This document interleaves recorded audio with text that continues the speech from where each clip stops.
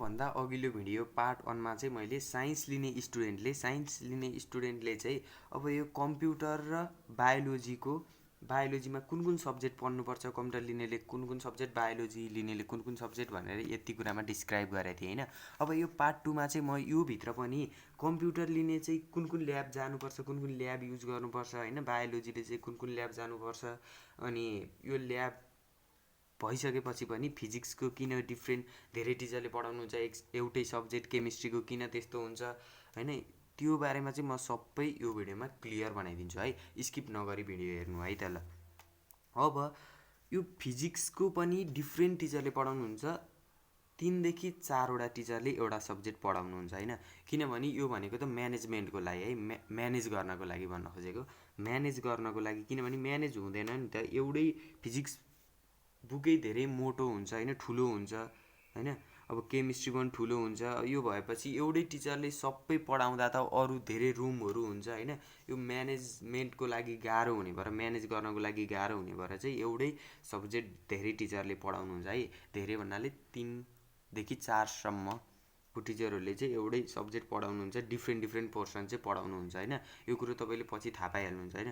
अब तपाईले फिजिक्सको लागि ल्याब जानुपर्छ, फिजिक्सको लागि पनि ल्याब जानुपर्छ, केमिस्ट्रीको पनि जानुपर्छ र कम्प्युटरको ल्याब जानुपर्छ। यति 3टाको ल्याब जानुपर्छ है। तपाईलाई चाहिँ यति 3टाको ल्याब चाहिँ तपाईले 11 मा जानुपर्छ है।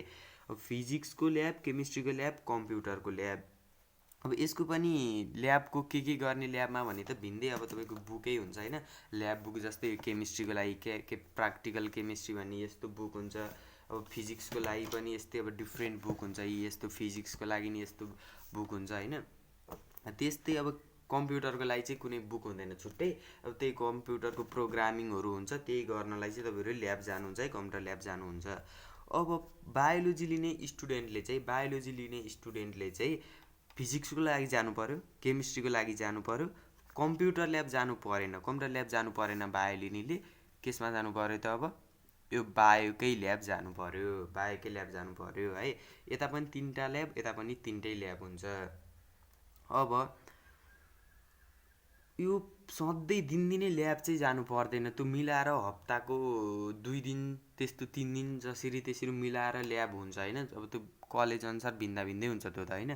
त्यसरी ल्याब जानुपर्छ। फिजिक्सको लागि अब 1 दिनको 2 पिरियड जति, 1 पिरियड जति जाने, केमिस्ट्रीको लागि 1 पिरियड जति हप्ताको, त्यसरी अब कसरी पिरियड वाइज म्यानेजमेन्ट हुन्छ क्या, त्यहाँ पिरियड वाइज म्यानेज हुन्छ क्या। कसरी भन्दाखेरि अब यो हप्तामा फिजिक्सको कति पिरियड पढाइ हुने, केमिस्ट्रीको कति, हप्ताभरिमा कति पिरियड भनेर त्यसरी चाहिँ तपाईहरुको हुन्छ है। त्यसरी हप्ताभरिमा चाहिँ कति पिरियड हुने भनेर चाहिँ म्यानेज गरिएको हुन्छ क्या। त्यही भएर चाहिँ सबै पिरियडमा म्यानेज हुन्छ भनेर चाहिँ तपाईले बुझ्नु है। फिजिक्सको लागि पनि ल्याब, कम्प्युटर लिनेले चाहिँ फिजिक्सको लागि ल्याब जानु पर्यो, केमिस्ट्रीको लागि ल्याब जानु पर्यो र कम्प्युटरको लागि ल्याब जानु पर्यो। अब यता बायोलोजी लिनेले फिजिक्सको लागि, केमिस्ट्रीको लागि र बायोलोजीको लागि ल्याब जानु पर्यो। यति नै हुन्छ ल्याबहरू भनेको। अब तपाईहरुको अर्को कुरा भनेको चाहिँ धेरैको मनमा डाउट लाग्ने कुरा भनेको चाहिँ अब म्याथ लिगेपछि एउटा मात्रै म्याथ हुँदो रहेछ हैन।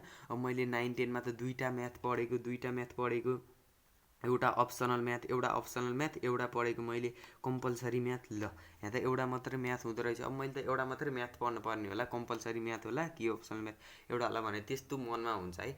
त्यो चाहिँ तपाईले मनबाट हटाइदिनुस्। किनभने यहाँ चाहिँ दुईटै मिक्स हुन्छ क्या, एउटै बुक हुन्छ तर दुईटै मिक्स हुन्छ, ठुलो हुन्छ, बुक नि ठुलो हुन्छ। तपाईहरुको चाहिँ अब भिन्दै पोर्सन छुट्टाएर दिएको हुन्छ बुकमा र भिन्दै तपाईले पढ्नु पर्ने हुन्छ। यस्तो अब सबै भित्र के हुन्छ भनेर सबै चाहिन्छ भने चाहिँ फेरि कमेन्ट गर्नुस्, म अर्को पार्ट पनि निकाल्छु है यसको।